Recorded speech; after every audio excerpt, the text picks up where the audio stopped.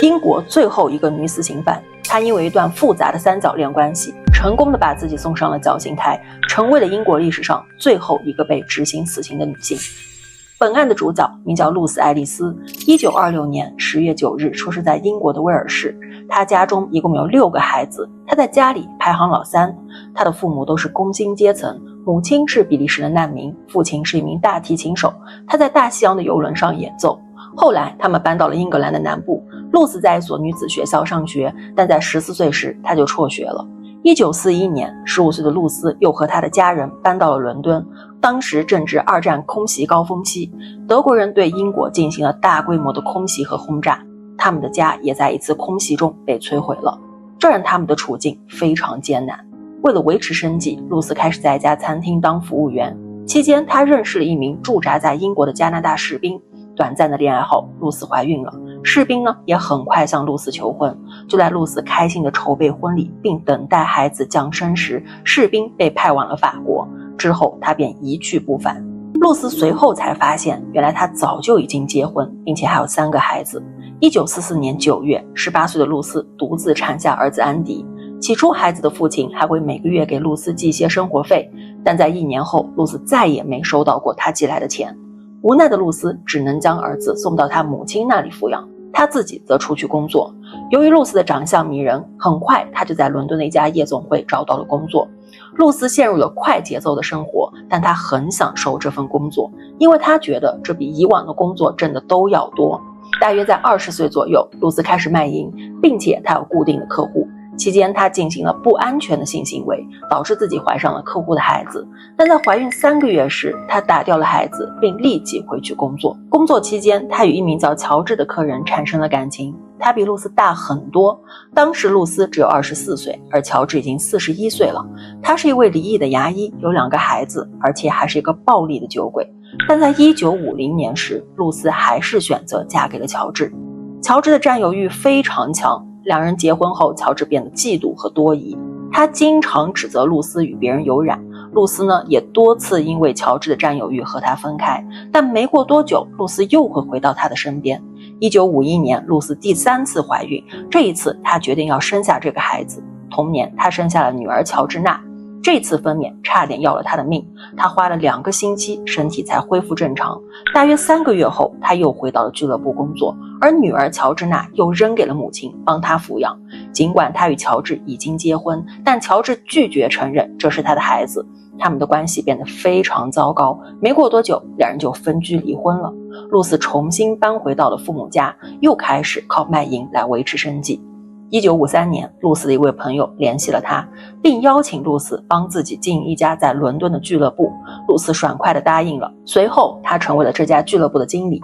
俱乐部的楼上呢，有一个小公寓，露丝决定从父母家搬离，住进俱乐部的公寓里。在这段时间里，露丝变得更加受欢迎，不少男人都成为了她的追求者，而且她还结识了一些名人朋友。同年，在朋友的介绍下，她认识了一位叫大卫的男子。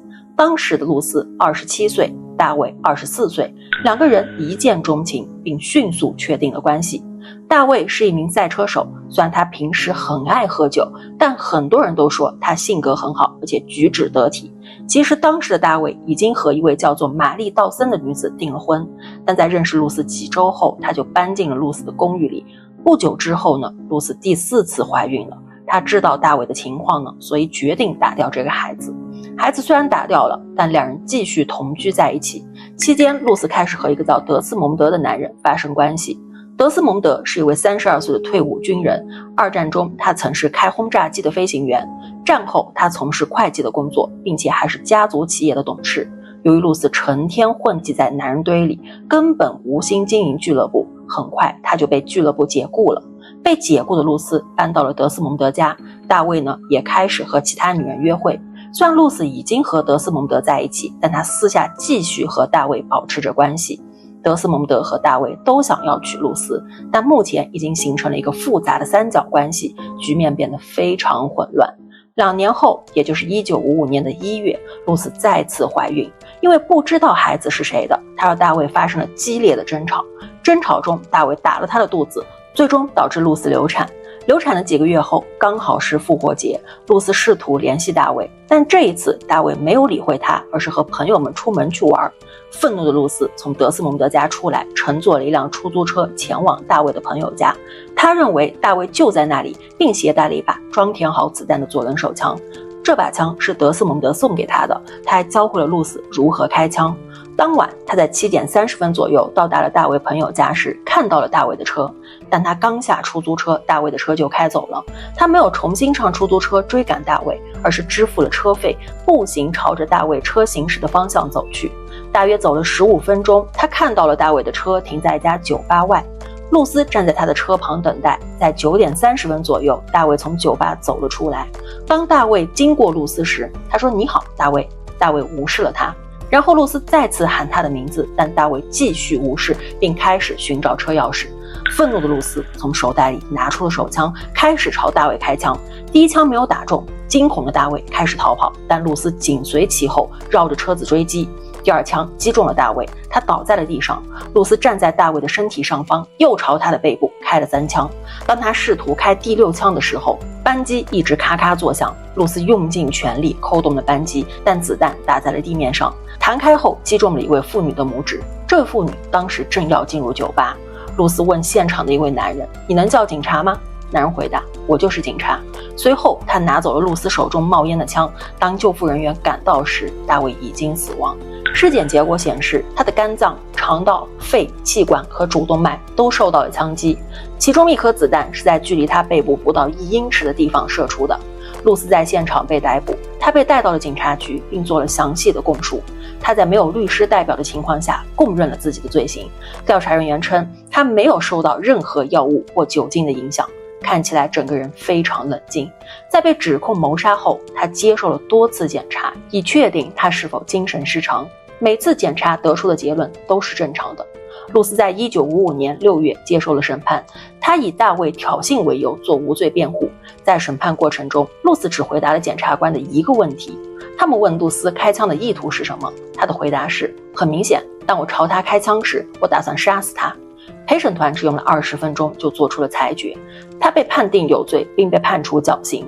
露丝被送到监狱等待执行，他拒绝为自己请求赦免，但他的母亲很难接受，于是他跑去找了女儿的律师约翰，请求他帮露丝争取赦免。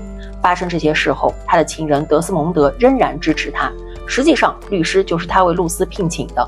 律师写了一封7页的信给内政大臣，但最终他的请求遭到了拒绝。随后露丝解雇了约翰，准备接受自己的命运。在监狱里，露丝写了一封信给大卫的父母，他说：“我一直爱着你们的儿子，我将在死后仍然爱着他。”1955年7月13日，距离他杀害大卫仅3个月后，他就被送上了绞刑台。那天，露丝只有103磅，她掉落的高度约高于8英尺，整个过程只用了12秒，但她的尸体被悬挂了1个小时。露丝去世后，她的家人难以承受，她的前夫乔治变得非常沮丧，并在1958年上吊自杀。1969年，他的母亲被发现昏迷在家中，整个房间里充满了煤气。虽然他被救活了，但他无法完全康复，也无法说清楚话。露丝的儿子在母亲去世时只有10岁，他饱受心理问题和抑郁症的困扰。审判他母亲的法官在他自杀之前，每年都会给他寄钱。是的，露丝的儿子在1975年自杀身亡，享年31岁。1965年，英国通过了谋杀废除死刑法案，而露丝也成为了英国历史上最后一位被执行死刑的女性。露丝的蜡像现在在杜莎夫人蜡像馆的恐怖室中展出，感兴趣的朋友可以看一下我第1期视频，里面详细介绍过杜莎夫人蜡像馆的恐怖室。